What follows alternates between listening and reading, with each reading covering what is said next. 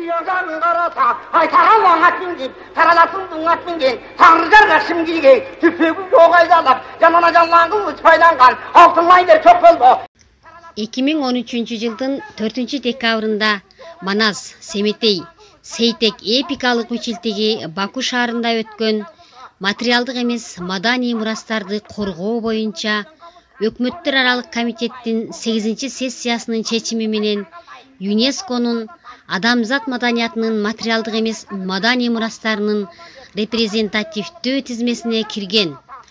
Бул күнү Манас эпосунун үчилтигин ЮНЕСКО гана тааныбастан бүткүл дүйнө жүзү тааныгандыктан 2015 жылдын 27 апрелиндеги Кыргыз Республикасынын өкмөтүнүн номер 259 токтому менен 4 декабрь Манас күнү деп өлкөбүздө белгиленген.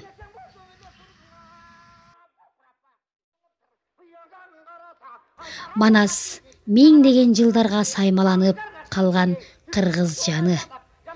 Аны адабий мурас деп атоо бастык кылат.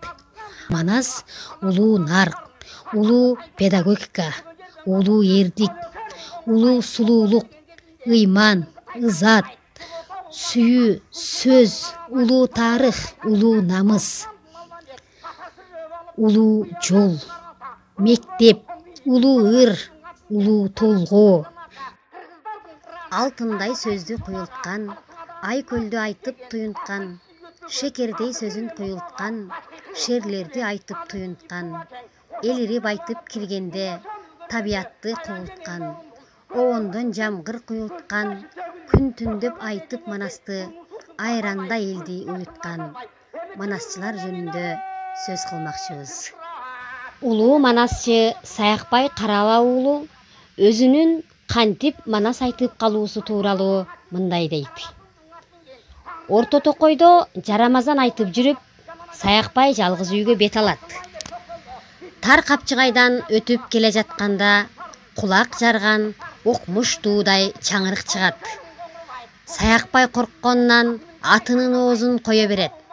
Капчыгайдан өтө бергенде жол боюнда сонун өргө туруп калган болот.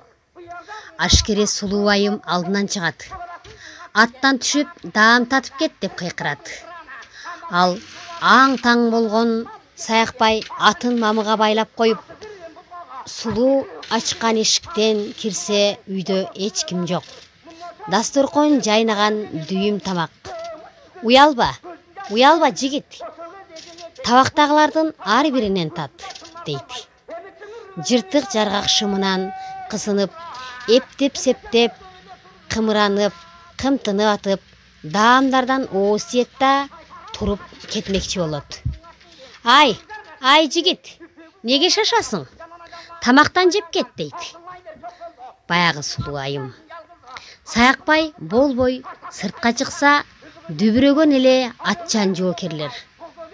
Чоң сакал карыя теминип кирип келет да, оң колу менен асынган баштыгынан бир нерсе ууштап чыгып, "Мына, жигит, момуну оозуңа салып чайнап жут", дейт. Же таруу эмес, же кум эмес. Оозуна салса, кычырап чайналбайт. Ак сакалдуу карыя найзасы менен тап берип, "Бирөөнү калтырбай жут" деп демитет. Анан жоокерлерди көрсөтүп, бирден баарын тааныштырат. Өз жолуңа чыкканда эки кой айдаган адам чыгат. Андан койду сатып алып, элге союп берип бата ал.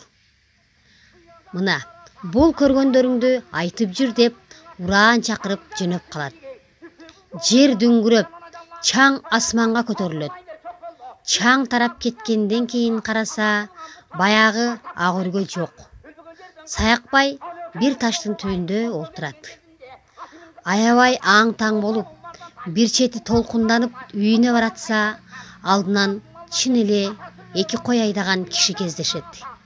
Ал жерден койду сатып алып, союп, элден бата алат. Ошондон кийин күндө уктап жатып, Манас айтып чыгат. Сагынбай Орозбак уулу. Сагынбай козу кайтарып жүрүп түш көрөт. Бир аксакал карыя: "Ач оозуңду балам. алтын шилекейимден чачыратайын. Мындан жаман болбойсуң дейт. Бала коркуп, оозун ачпайт. Карыя, манас айткың келеби дейт. Бала сүйүнүп кетип, ооба дейт. Ошондо тиги аксакал кумга шилекейге окшогон нерсени Сагынбайдын оозуна куюп жиберип, көздөн кайын болот. Ошондон баштап Сагынбай манас айта баштайт. Бүгүнкү манасчылар: Замирбек Баялиев, манасчы, республикалык элчи, өнөр кенчи кароо сынагынан Саякбай Каралаев атындагы алтын төш белгисинин ээси. 1980 жылы Талас районунун Манас айылында туулган.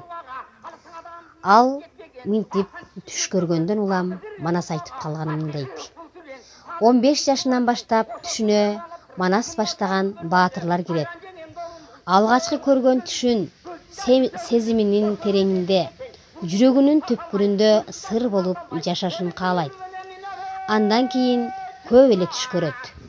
17 жашында жайдын күнү үйгө жатпай салкынга эшикке жатып жүрөт. Бир күнү түшүндө манастын күмбөзүндө жүргөн болот. Күмбөздү көздөй басса, арчалардын арасынан көк жал бөрүлөрдү жандай басканын көрүп, ачыкка чыккан жерде күлүмсүрөп нурданып турган жап-жаш сыргак баатырды көрөт. Ошол учурда иттин үргөнүн, улганын, ызы чуу түшкөнүн угуп, билип уктап жаткан болот. Эртең менен Гүлүпа деген коңшу чоң апасы жети токоч таратып жүргөн экен. Түндө ит сен жаткан жакты карап, үрүп, улуп, жагы басылган жок дейт. Ошентип убакыт өтө берген. Манас айтуудан тартынып жүрө берип, көпкө ооруйт. Ата энеси доктурларга алып барып, илдетин аныктай албай убара болушат. Ошондой күндөрдө дагы түш көрөт. Түшүндө алыс жактан чаң чыгып, жоокерлер келе жаткан болот. Алма бактын ичине качып кирсе, 40-50дөй адам тегеректеп кармайын дейт. Качып келип үйгө кирет. Эшигин илип, терезеден карап турса, артынан удаа келген бою зор адам эшикти булкат. Үй кыймылдайт. Сизге ким керек деп терезени четкилейт. Чоң киши кайрылып, капталына карап, манас айтпайсыңбы деп терезени бир урат. Замирбек чочуп кетет. Эшикке чыгып, манас айтам деп өзүн күнөөлүү сезет. Эл чогулуп тегеректейт. Мындан кийин айтып жүрөм деп атып ойгонуп кетет. Жүрөгү оозуна тыгылып, лакылдап калган экен. Ошондон кийин манастын күмбөзүнө барып, мал союп, элден бата алып, манас айта баштайт. Манас айткандан кийин ооруган жери басылып, ден соолугу чыңалат. Манасчы Дөөлөт Сыдыков кантип манасчы болуп калгандыгы тууралуу өзүнүн түшүн мындайча айтып берет. 13 жашынан баштап манас айта баштаган. Ал түшүндө Саякбай ата келип, минтип айтып жүр деп өзү айтып көрсөтүп берет. Ошондон кийин Саякбай түшүнө удаа кирет. Дөөлөт Сыдыков 2020 жылдын 12 ноябрында Бишкектеги Ала Тоо аянтында Гиннес рекордтор китебине кирүү үчүн 14 саат 27 минута манас айтып, көпчүлүктү таң калтыра алды.